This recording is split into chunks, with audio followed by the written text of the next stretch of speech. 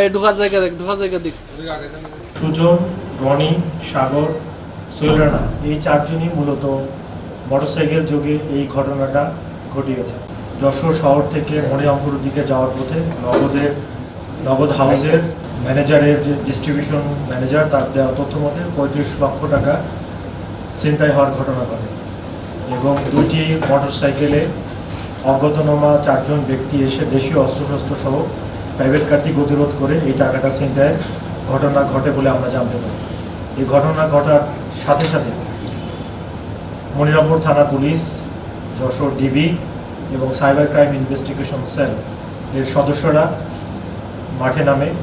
এবং বিভিন্ন তথ্য উপাত্ত বিশ্লেষণ করে গোপন সংবাদের ভিত্তিতে পুলিশি কলাকৌশল প্রয়োগ করে যশোর জেলার বিভিন্ন জায়গায়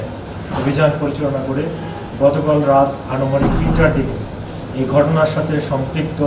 7 জনকে আমরা গ্রেফতার করতে সক্ষম হয়েছি এবং এই খোয়া যাওয়া 32 লক্ষ টাকা পুলিশ উদ্ধারপূর্বক জব্দ করেছে এবং আমরা এই গ্রেফতারকৃত অভিযুক্তদের প্রাথমিক জিজ্ঞাসাবাদে আমরা জানতে পেরেছি দীর্ঘদিন ধরে এই নগদ হাউজে কর্মরত প্রাইভেট কার চালক সাজু এবং তার ভাইরা এমদাদুল এবং তার অপর সহযোগী সুজন এই 3 জনে মিলে এই টাকা লুট করবার জন্য তারা পরিকল্পনা করে এবং সেই পরিকল্পনার মোতাবেক ঘটনার দিনে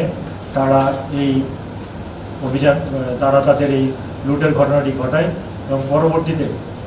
জিরোগাছার দিগদানা নামক জায়গা থেকে ঘটনার সাথে সম্পৃক্ত এমদাদ তার কাছ থেকে 16,55,000 টাকা আমরা উদ্ধারপূর্বক জব্দ করি এবং অপর জন সুজন তার কাছ থেকে 15,50,000 টাকা আমরা উদ্ধারপূর্বক জব্দ করি এবং সুজন, রনি, সাগর, সোহেল রানা এই চারজনই মূলত মোটরসাইকেল যোগে এই ঘটনাটা ঘটিয়েছে। নিয়ে চলে যান। হ্যাঁ 2 3 4 বলো 5 5 7 কই আরে 2 7